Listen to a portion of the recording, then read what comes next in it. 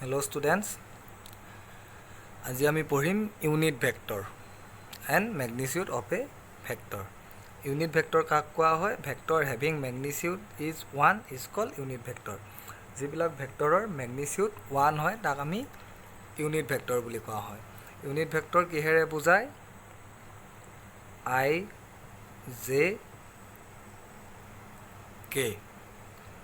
Unit vector এটো Cape বুলি দিয়া হয়.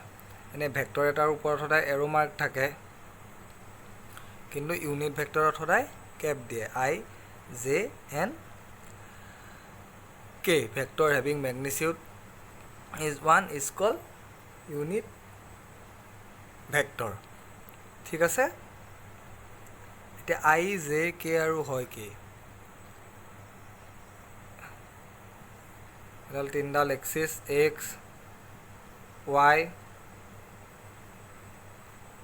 Z. I হৈছে X ডাইৰেকশ্যনত ইউনিট ভেক্টৰ, J হৈছে Y ডাইৰেকশ্যনত ইউনিট ভেক্টৰ, আৰু K হৈছে Z ডাইৰেকশ্যনত ইউনিট ভেক্টৰ. সিহঁতৰ ডাইৰেকশ্যনটো I, J, K ডাইৰেকশ্যন, এটা ভেক্টৰ ডাইৰেকশ্যন থাকিব I ডাইৰেকশ্যন X এক্সিছত, J ডাইৰেকশ্যন Y এক্সিছৰ লগত, আৰু K ডাইৰেকশ্যন Z এক্সিছৰ ফালে. তিনিটা মিউচুৱেলি পাৰপেণ্ডিকুলাৰ, মানে I আৰু J ৰ মাজৰ এংগলটো 90 ডিগ্ৰী, J আৰু K ৰ মাজৰ এংগলটো 90 ডিগ্ৰী. এইটো হৈছে ইউনিট ভেক্টৰ. এতিয়া ভেক্টৰ এটা ৰিপ্ৰেজেণ্ট কেনেকৈ কৰে?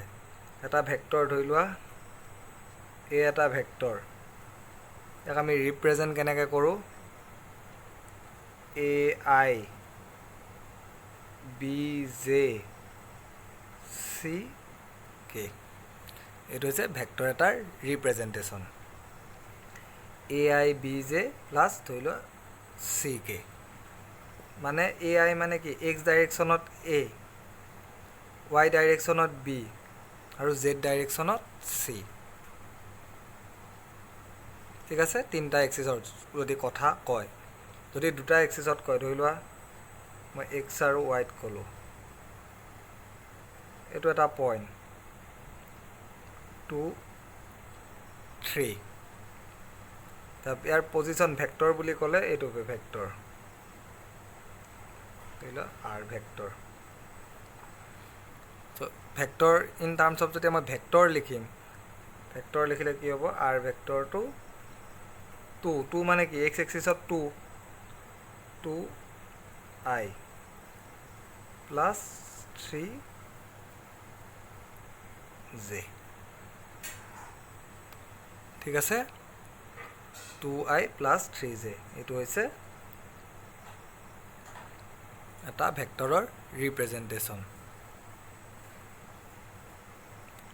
I ডাইৰেকশ্যনত 2, J ডাইৰেকশ্যনত 3.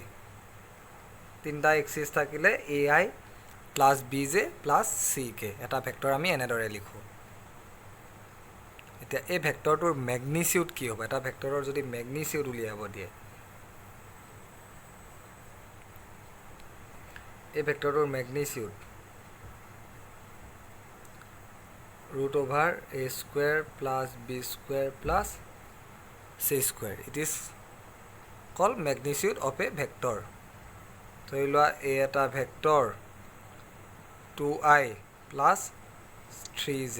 ইউনিট ভেক্টৰৰ ওপৰত সদায় কেপ চিন দিয়ে, আৰু নৰ্মেলি ভেক্টৰৰ ওপৰত এৰো mark vector.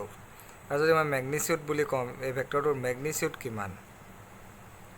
2² plus 3², 4 plus 9, 13. This is called magnitude of a vector. Unit vector, magnitude of a vector.